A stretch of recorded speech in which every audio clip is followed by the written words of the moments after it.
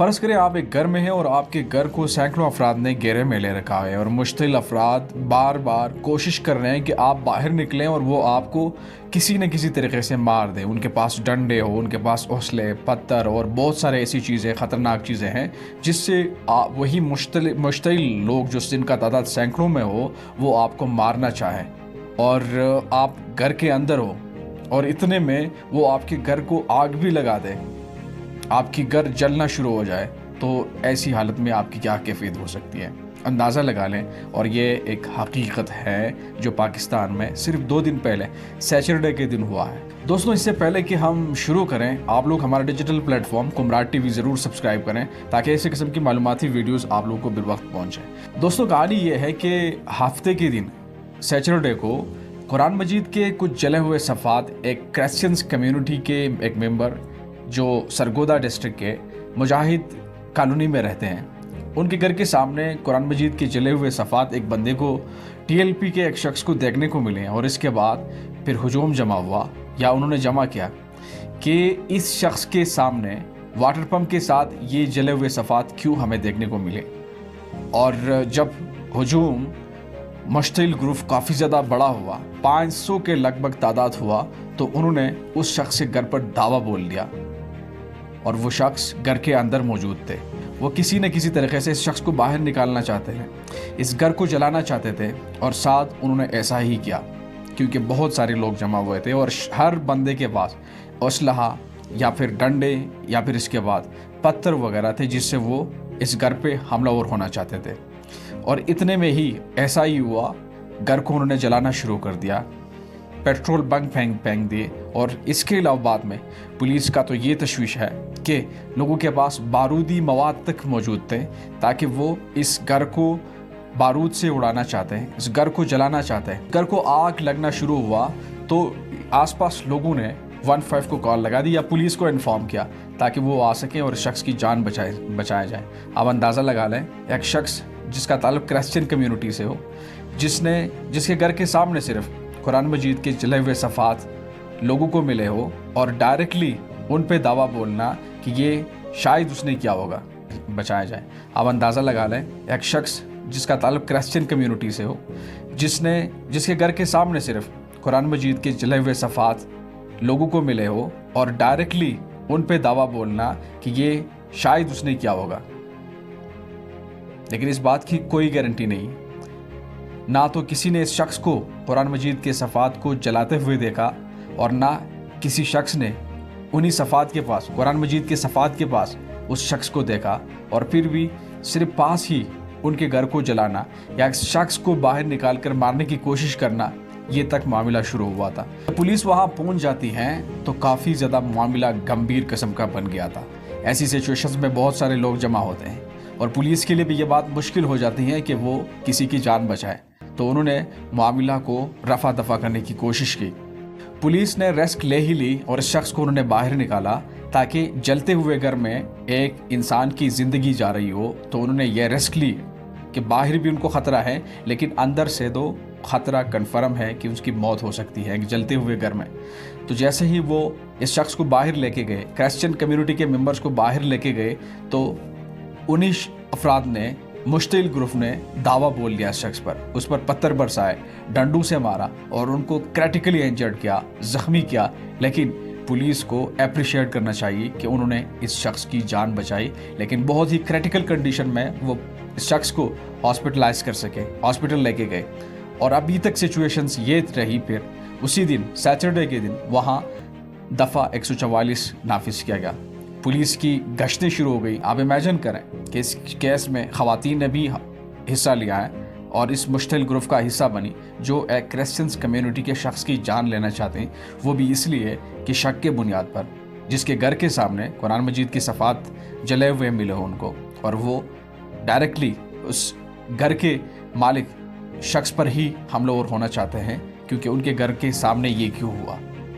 ना इनके पास कोई शवाहिद है, ना उनके पास कोई तहकीक है, ना उनके पास कोई भी फैक्ट नहीं है। और इस मुश्तिल ग्रुप को ज्वाइन करने वाले हर शख्स के पास बग़ैर किसी सबूत के, बग़ैर किसी फैक्ट्स के, वो भी इस ग्रुप की हिस्सा बन जाते हैं। घर के मालिक शख्स पर ही हमलावर होना चाहते हैं क्योंकि उनके घर के सामने ये क्यों हुआ। ना इनके पास कोई शवाहिद है, ना उनके पास कोई तहकीक है, ना उनके पास कोई भी फैक्ट नहीं है। और इस मुश्तिल ग्रुप को ज्वाइन करने वाले हर शख्स के पास बग़ैर किसी सबूत के, बग़ैर किसी फैक्ट्स के, वो भी इस ग्रुप की हिस्सा बन जाते हैं, वो भी इस ग्रुप की हिस्सा बनते हैं। और ये अक्सर हमें ऐसा देखने को मिलता है। हम बात कर रहे थे मुकदमात की, रियासत की तरफ से, रियासत की बिहाफ पर उन्हीं अफराद के ख़िलाफ़ FIR दर्ज किए गए, दरख्वास्तें दायर की गई है एंटी टेररिज्म एक्ट के मुताबिक, एंटी टेररिज्म एक्ट 1997 के मुताबिक। और इसी के अलावा PPC जैसे दफात लगाए गए हैं बहुत सारे लोगों के ऊपर। और कमिंग फ्यूचर में हमें ये देखने को मिलेगा कि क्या कुछ हो सकता है ऐसी केस में, क्योंकि ऐसी केसेस में जब आप मुजरिम को, विक्टिम को इंसाफ नहीं दिलाएंगे तो ऐसे किस्म की वाक़यात में काफ़ी ज़्यादा इजाफा हमें देखने को मिलता है। तो अब तक की सिचुएशंस ये हैं कि एक हफ़्ते के लिए मुजाहिद कॉलोनी में दफ़ा 140 नाफिज किया गया है। किसी को भी इस चीज़ की इजाज़त नहीं है कि वो कानून हाथ में लें या लाउड स्पीकर लेकर चल से जुलूस शुरू करें या ऐसी चीज़ें करें जिससे अफरा तफरी पैदा हो सकती है। और IGP Punjab, inspector general of police Punjab ने वहाँ इस मौके, इस एरिया का विज़िट किया हुआ है और उन्होंने पुलिस की इस एफ़र्ट को अप्रिशिएट किया है। अप्रिशिएट करना भी चाहिए जिन्होंने एक शख्स की जान बचाई जिस पे ये इल्ज़ाम था कि उन्होंने कुरान मजीद की तौहीन की है। और यही सिर्फ यही नहीं बल्कि रियासत की बिहाफ पे, जिस तरह के हमने पहले बात की कि बहुत सारे लोगों के ऊपर केसेस बनवाए गए और ये आगे कमिंग फ्यूचर में काफ़ी ज़्यादा प्रॉब्लमेटिकल टाइप की चीज़ें हो सकती हैं उन्हीं लोगों की जिन्होंने कानून हाथ में लिया है, जिनके लिए मुश्किल हो सकती है। और सिर्फ यही नहीं बल्कि रियासत की बिहाफ पे इस शख्स पे भी FIR हुआ है या वहाँ के लोकल लोगों की तरफ से जिस शख्स के साथ ये सब कुछ हुआ है उनके ऊपर भी दरख्वास्त इस मौके, इस एरिया का विज़िट किया हुआ है। और उन्होंने पुलिस की इस एफ़र्ट को अप्रिशिएट किया है। अप्रिशिएट करना भी चाहिए जिन्होंने एक शख्स की जान बचाई जिस पे ये इल्ज़ाम था कि उन्होंने कुरान मजीद की तौहीन की है। और यही सिर्फ यही नहीं बल्कि रियासत की बिहाफ पे, जिस तरह के हमने पहले बात की कि बहुत सारे लोगों के ऊपर केसेस बनवाए गए और ये आगे कमिंग फ्यूचर में काफ़ी ज़्यादा प्रॉब्लमेटिकल टाइप की चीज़ें हो सकती हैं उन्हीं लोगों की जिन्होंने कानून हाथ में लिया है, जिनके लिए मुश्किल हो सकती है। और सिर्फ यही नहीं बल्कि रियासत की बिहाफ पे इस शख्स पे भी FIR हुआ है या वहाँ के लोकल लोगों की तरफ से जिस शख्स के साथ ये सब कुछ हुआ है उनके ऊपर भी दरख्वास्त एडमिनिस्टर किया है, रजिस्टर की है तौहीनी मज़हब के केस में जो कानून है पाकिस्तान का। और इस कानून को, इसका मिसयूज़ भी होता रहता है, हमें देखने को मिलता है बहुत सारी दफ़ा, जिसकी वजह से ऐसी किस्म की सिचुएशंस पैदा होती हैं और जिस पर काबू करना फिर रियासत के लिए या रियासती इदारों के लिए मुश्किल बात बन जाती है। सरगोदा के DPO, डिस्ट्रिक्ट पुलिस ऑफिसर, उन्होंने अब तक तकरीबन 1000 पुलिस एहलकार की वहाँ तैनाती को यकीनी बनाई है सरगोदा डिस्ट्रिक्ट में, जगह जगह पे जहाँ बहुत सारे चर्च मौजूद हैं, मजहबी मुकामात, क्रिश्चियंस कम्युनिटी के, वहाँ पुलिस की तैनात को यकीनी बनाई है ताकि किसी भी अनवांटेड इवेंट को बचाया जाए, अवॉइड किया जाए। और क्योंकि अगर ऐसी किस्म की वाक़यात देखने को जब हमें मिल जाते हैं तो ये एक्सकेलेट हो जाते हैं, चीज़ें बढ़ जाती हैं और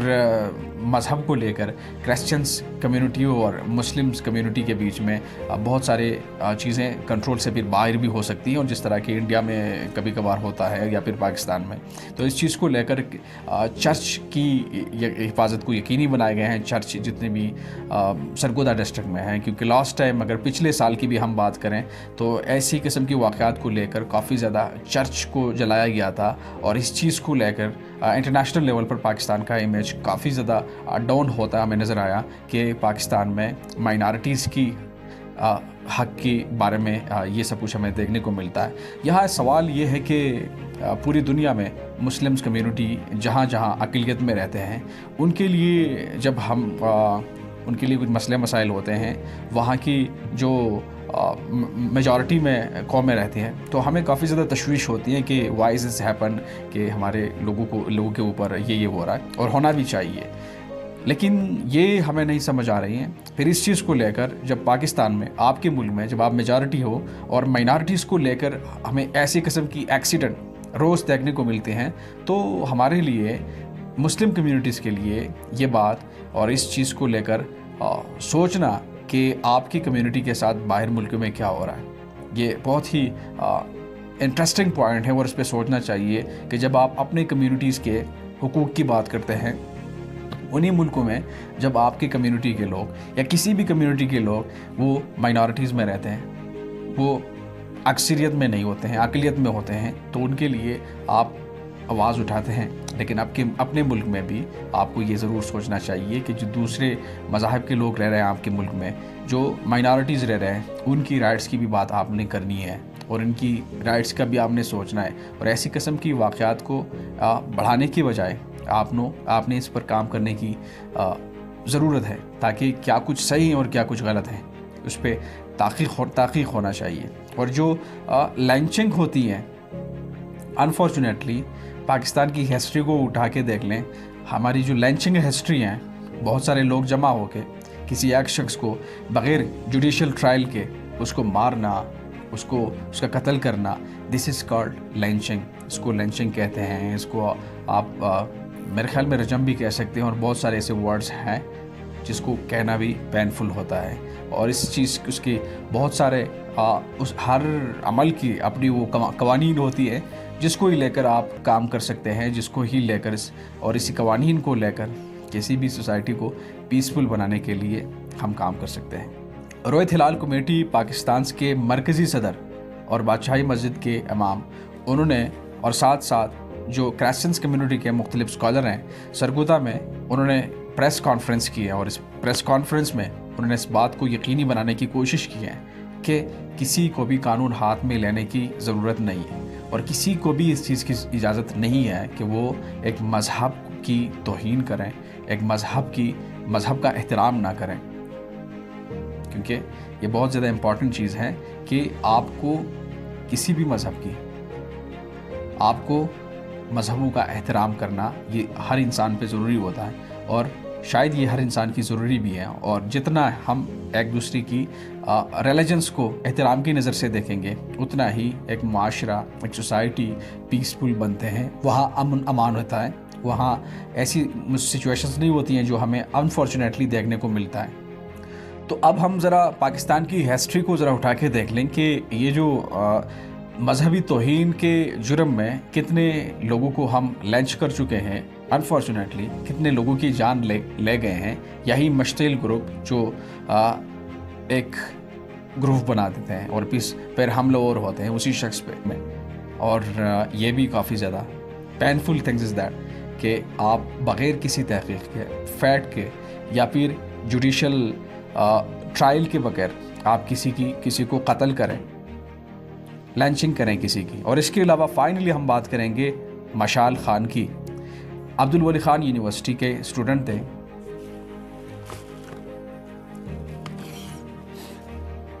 اور فائنلی ہم بات کریں گے مشال خان کی، جو عبدالولی خان کے یونیورسٹی تھے۔ انفارچونیٹلی ان کو بھی بغیر کسی فیکٹ کے، بغیر کسی تحقیق کے، ایک بہت ہی ینگ انرجیٹک پشتون جرنلسٹ تھے اور انجینئر بھی، اور باہر ملکوں میں پڑھے لکھے تھے، اور عبدالولی خان یونیورسٹی میں بھی وہ آ کے پڑھ رہے تھے،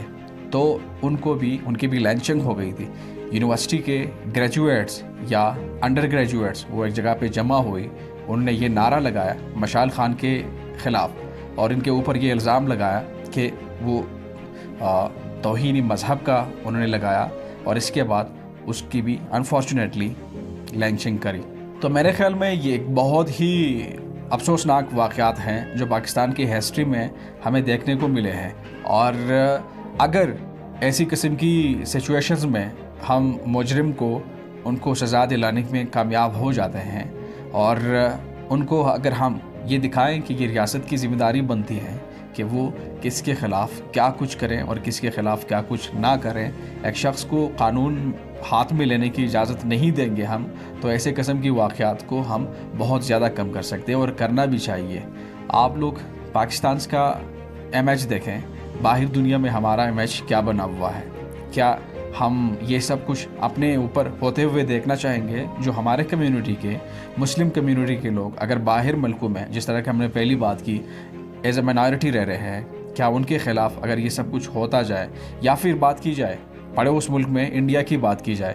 انڈر نریندر مودی گورنمنٹ, ان کی حکومت میں کافی زیادہ مسئلے مسائل بڑھ گئے ہیں. ایک ہندو نیشنلزم کی بات کرنے والے پرائم منسٹر جو تیسری بار وزیر اعظم بننے جا رہا ہے, ان کی گورننس میں مسلمانوں کی تاریخ میں اب تک کا ایک بہت ہی خراب ٹینیور چل رہا ہو, ان کے خلاف چیزیں جا رہی ہو, تو کتنی تکلیف ہوتی ہیں مسلم کمیونٹی کو کہ ان کی کمیونٹی کے لوگوں کے خلاف یہ ہو رہا ہے, وہ چیزیں ہو رہے ہیں, پالیسیز ہو رہے ہیں, سخت پالیسیز آ رہے ہیں, یا مسلمانوں کو پکڑ کے ان سے نعرے نکلوائی جاتی ہیں کہ جی آپ یہ بولیں وہ بولیں. تو اسی طرح ایسے ہی دوسرے مذہب کے لوگوں کے لیے, مائنارٹیز کے لیے بھی یہ بات بہت زیادہ پینفل ہوتی ہے جب ہم بغیر کسی تحقیق کے, بغیر کسی فیکٹ کے کسی شخص کو بھی لے کر ہم یہ نعرہ لگائیں, توہینی مذہب کا کیس بنائیں اس کے اوپر اور چیزیں اس حد تک لے کے جائیں. اچھا, اگر دوسرے سیالکوٹ میں ایک مینیجر کی بات کی جائے,